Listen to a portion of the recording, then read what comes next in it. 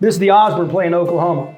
We now have people out leasing the acreage for more than you can buy the mineral.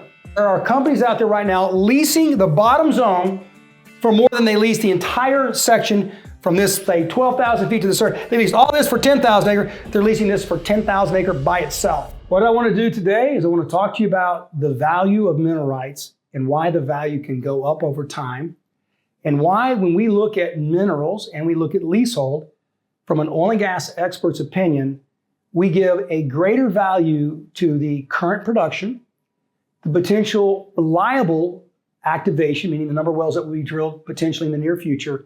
And then we always have in the back of our mind the what if. The what if, meaning more wells could be drilled, commodity prices could go up. That means we have more economical value, so we'll drill more wells because of pure dollars and cents. Or the truth of the matter is we always know that oil will be found where oil's been found before. Let me show you. So let's say today we were looking at a mineral, and let's just say today is the 2026 mineral model. And we know that in the Anadarko Basin, the Woodford is a source rock. And we know that over time, the earth pushed down, the oil and gas leaked out and went up to the next main zone, which is called the Mississippian. And we know it's pretty much dominant across the entire basin. We know that, let's just say hypothetically, using the same kind of comparative mineral in all three of these examples, we would pay $10,000 per net royalty acre. That's this model here. We then see over the next year or two that some companies have discovered that not only is the Woodford productive, but the Mississippian is productive, but there's another section above it, like the Merrimack or something else, that actually has benefited from the faults that were created where the weight of the earth is pushed down and caused the oil and gas to migrate toward the surface. Now we have an extra zone in this area. So we might pay $10,000 a net royalty acre for Mississippian and Woodford, but in this area we might pay $12,500 per net royalty acre, because we now have, with a very high level of certainty, we're going to get a third zone. As a mineral owner, it's important to know how much oil and gas we believe is in place, how much will be economically recoverable today based on technology and economics, the price of oil, cost of capital, et cetera, and how many reservoirs we have. We all know that Eckard doesn't like to buy mineral rights in single reservoir basins, like the Marcellus, like the Eagle Ford Shale. We want to have multiple zones and high density oil and gas, so we get the benefit of technology and time and expertise and perfection, and we get the benefit of additional discoveries along the way. It's like we all knew that that zone was there and it had oil and gas in it, but at that time, it was not believed it could be drilled horizontally or that it required fracking, but it turns out it did. So we pay $12,500 net royalty acre. Then all of a sudden time comes along, we go, wait a minute, we now have zone A and we have a deeper zone below the Woodford we didn't even know was productive. This is an example, by the way. All of a sudden we have another zone here and we have another zone here. So in this area, we have 4 zones. This area has 3, this one has 2. Same value for the Mississippian and Woodford. Additional value for the zone here, A. Now we have additional value because now we know B is productive in this area as well. So now all of a sudden we're going to pay $18,000 a net royalty acre. And the answer is why? Because the deeper zone has more pressure. It's more compact. The molecules are tighter. You get bigger reserves the deeper you go. So if we have a shallower zone, we bump it $2,500 an acre because we think we're going to have 2 or 3 wells in that zone. Over here, we're going to give value to the 2 or 3 wells in that upper zone. But man, all of a sudden they discover this bottom zone and it makes the Woodford look weak, as an example. Now, why am I explaining that to you? I've been asked for 7 years since we started our mineral acquisition efforts. What I've always heard from clients is, how can minerals be worth more value tomorrow than they are today if we're depleting the resources?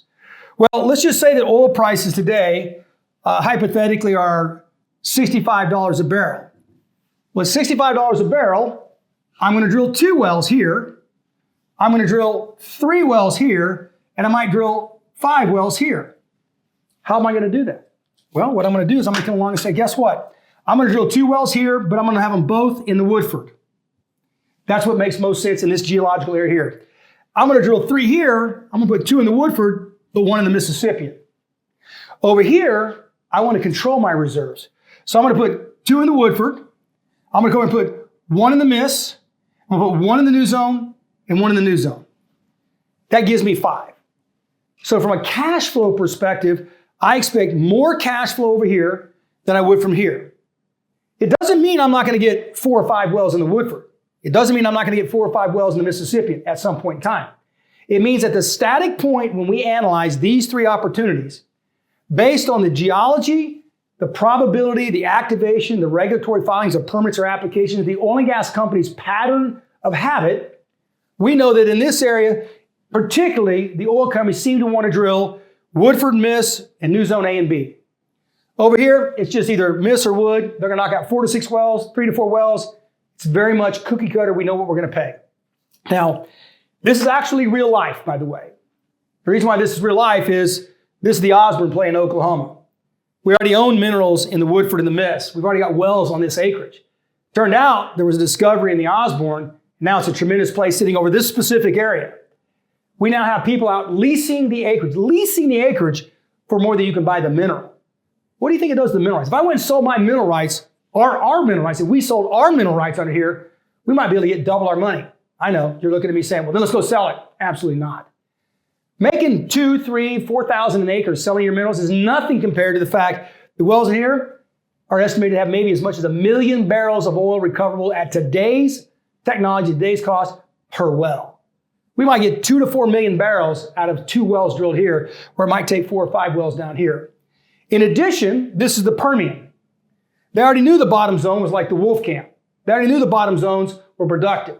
But now they discovered that the Woodford in the Permian and the Barnett Shale in the Permian are also productive in specific areas. And there are companies out there right now leasing the bottom zone for more than they lease the entire section from this, say, 12,000 feet to the surface. They leased all this for 10,000 acre. They're leasing this for 10,000 acre by itself. What does that do to my mineral value? Well, here I thought I was going to have 2 wells, 3 wells, 5 wells. As it turns out, when I'm all said and done, I might end up with 7 to 12 wells here.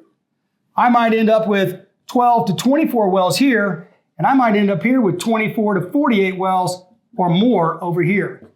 If each well results in cash flow and each well becomes an income generating asset because you're only going to get so much oil and gas out of that 1 7.5 inch well bore, then depending on where you're at in terms of rate of return you expect, your appreciation for time value of money, your confidence of what's going to take place in the future, you might only want to buy this because you want the lowest price per acre. You're a value-driven investor. Over here, you recognize we have some nuances that are taking place that are creating higher income in the future, higher reserves in the future, and a higher probability of activation. I'm willing to pay more because incrementally, I only pay $2,500 more to get a heck of a lot more wells and a lot more reserves.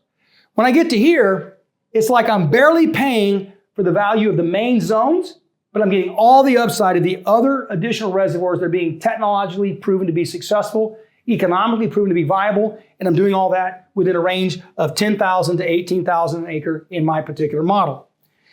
When Eckard gives you our financial model, when you buy minerals, what we're trying to do is say today, based on what we know in terms of commodity price, well density, cost of capital, how many wells, what it looks like, who's the operator, what the lateral length is going to be. We take all that in consideration. We plop it into our mineral portfolio and say, based on what we know today, here's what we project we can return.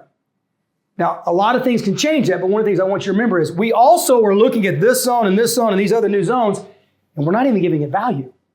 We know it's coming. We see it evolving. We saw these evolving 2 years ago. We gave it no value. We heard about this 18 to 24 months ago. We gave it no value. Because why?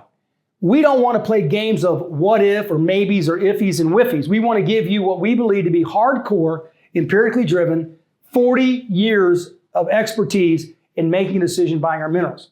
I hope this clarifies how mineral values can go up, because let me tell you the other thing. Commodity prices go up, reserves go up because it's more economical recovery. Oil reserves go up, your revenue goes up because you have a royalty percentage based on commodity prices. What also goes up is booked reserves. So from our standpoint, we're confident with the tier 1 assets that we buy, we're seeing nothing but upside in terms of reserves, technology, well count, and economics. Thanks for listening.